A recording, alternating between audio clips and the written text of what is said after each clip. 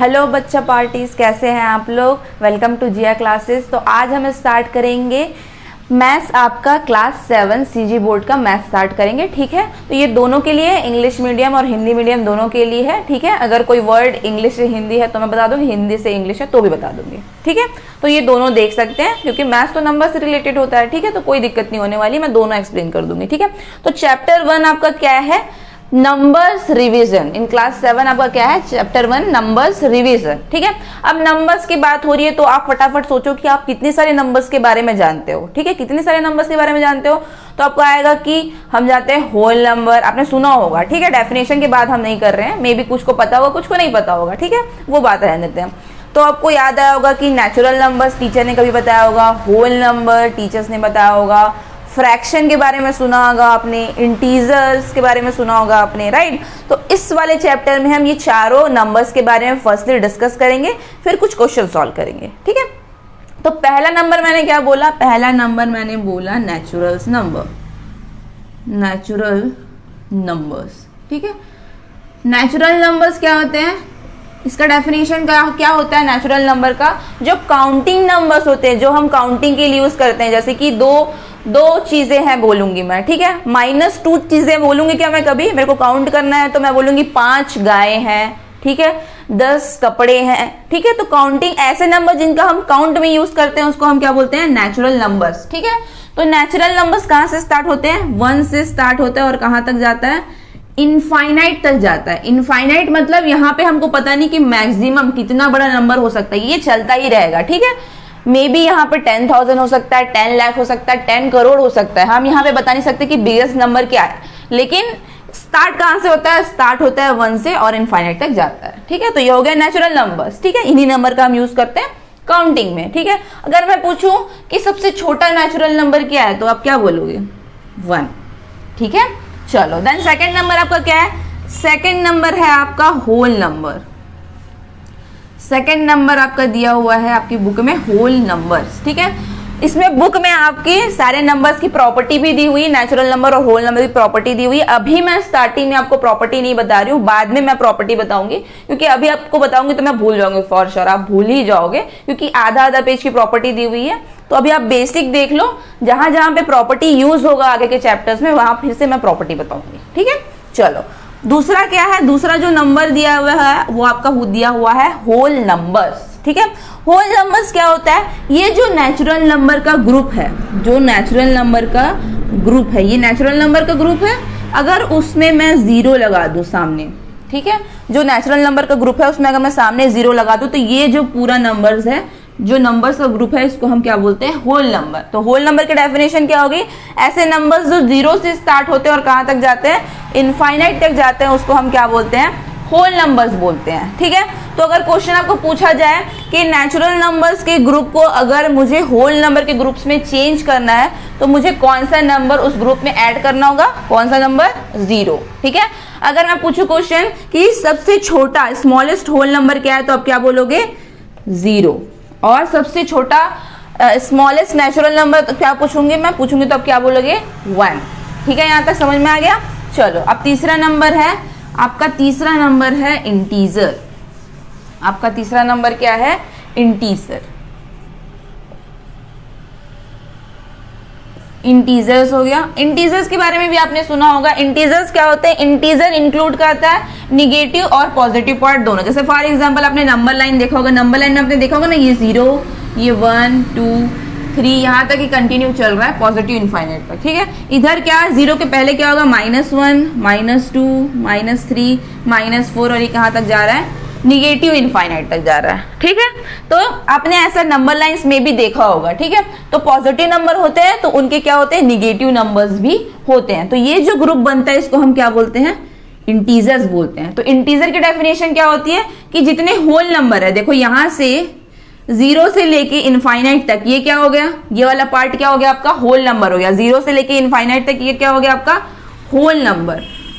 तो अगर whole number के ग्रुप में मैं निगेटिव नंबर्स इंक्लूड कर दूं तो ये जो पूरा ग्रुप है ये क्या बनाएगा आपका, इंटीजर्स बनाएगा। ठीक है, जितने भी होल नंबर है और जितने भी निगेटिव नंबर है अगर उनको कंबाइन करके एक ग्रुप बनाया जाए तो वो ग्रुप क्या कहलाएगा, इंटीजर्स। ठीक है, चलो अब फोर्थ नंबर क्या दिया हुआ है आपके में, फोर्थ नंबर दिया है आपके में फ्रैक्शन।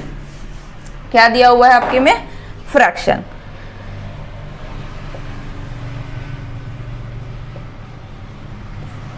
नंबर है फ्रैक्शन। फ्रैक्शन क्या होता है, ऐसे नंबर जो p बाई क्यू के फॉर्म में हो। p बाई क्यू मतलब देखो इधर p बाई क्यू, ठीक है, p बाई क्यू के फॉर्म में हो। p कोई भी इंटीजर हो सकता है, q भी कोई भी इंटीजर हो सकता है, ठीक है। अगर कोई भी नंबर इस p बाई क्यू के फॉर्म में हो तो उसको हम क्या बोलते हैं, फ्रैक्शन बोलते हैं। फॉर एग्जाम्पल मैंने लिखा 1/2, 1/2 एक फ्रैक्शन है, यानी -2/1 ये भी एक फ्रैक्शन है।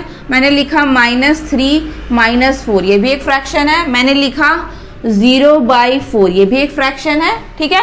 तो कोई भी इंटीजर, इंटीजर यहाँ पे भी आ सकता है, माइनस इनफाइनाइट से लेके -2 -1 0 1 2 अप टू पॉजिटिव इनफाइनाइट, ठीक है। सेम क्यू के प्लेस में भी आ सकता है, माइनस इनफाइनाइट से -2 -1 0 1 2 अप टू पॉजिटिव इनफाइनाइट, ठीक है। बट हमेशा याद रखिएगा ये जो Q का प्लेस है, जो डिनोमिनेटर है, ठीक है, फ्रैक्शन की हम जब भी बात करें तो ऊपर वाले वैल्यू को हम क्या बोलते हैं, ऊपर वाले वैल्यू को हम बोलते हैं न्यूमरेटर, और नीचे वाले वैल्यू को हम क्या बोलते हैं, डिनोमिनेटर बोलते हैं, ठीक है। तो हमेशा याद रखिएगा कि जो डिनोमिनेटर है वो 0 बस नहीं हो सकता, ये नंबर नहीं हो सकता, बाकी सारे नंबर हो सकते हैं।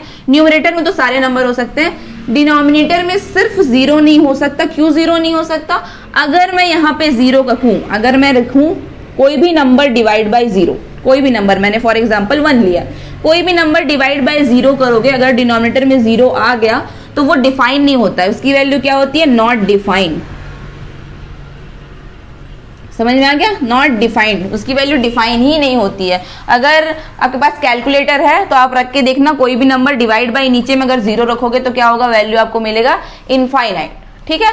इसलिए ये बस डिनोमिनेटर में आप 0 नहीं रख सकते, ठीक है। तो फ्रैक्शन समझ में आ गया, p बाई क्यू के फॉर्म में नंबर्स होते हैं, ऊपर वाले वैल्यू को बोलते हैं न्यूमरेटर, नीचे वाले वैल्यू को बोलते हैं डिनोमिनेटर, ठीक है। इसके बाद आपके बुक में दिया हुआ है पिक्टोरियल रिप्रेजेंटेशन। क्या दिया हुआ है, पिक्टोरियल रिप्रेजेंटेशन। पिक्टोरियल जो वर्ड है वो किससे लिया गया है, पिक्चर से लिया गया है, ठीक है। पिक्टोरियल रिप्रेजेंटेशन किससे लिया गया है, पिक्चर से लिया गया है, ठीक है। तो कोई फ्रैक्शन दिया हुआ उसको हमको रिप्रेजेंट करना है। आप क्लास आई थिंक 1 2 में पढ़े होगे कि अगर कोई फ्रैक्शन दिया हुआ है तो उसको कैसे रिप्रेजेंट करते हैं, पिक्टोरियल रिप्रेजेंटेशन, ठीक है।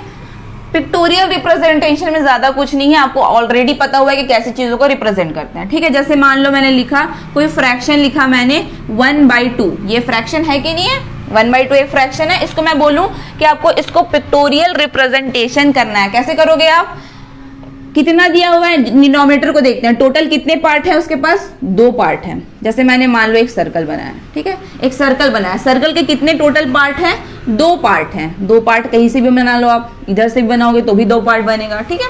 चलो उसमें से क्या बोल रहा है, एक पार्ट हमको काउंट करना है, टोटल 2 में से एक पार्ट काउंट करना है, तो एक पार्ट को आपको शेड करना है, तो ये हो गया पिक्टोरियल रिप्रेजेंटेशन। मैंने मान लो यही लिखा 3/4, जरूरी नहीं कि हर बार आप सर्कल बनाओगे, ठीक है। 3/4 है, जैसे मैंने फिर एक सर्कल के फॉर्म में किया, तो एक जो वैल्यू है 3/4, उसमें टोटल कितने पार्ट है, डिनोमिनेटर डिसाइड करता है कितने पार्ट हैं, कितने पार्ट हैं, 4 पार्ट हैं, ठीक है। और न्यूमरेटर डिसाइड करता है कितने शेडेड हैं, तो 3 शेडेड हैं।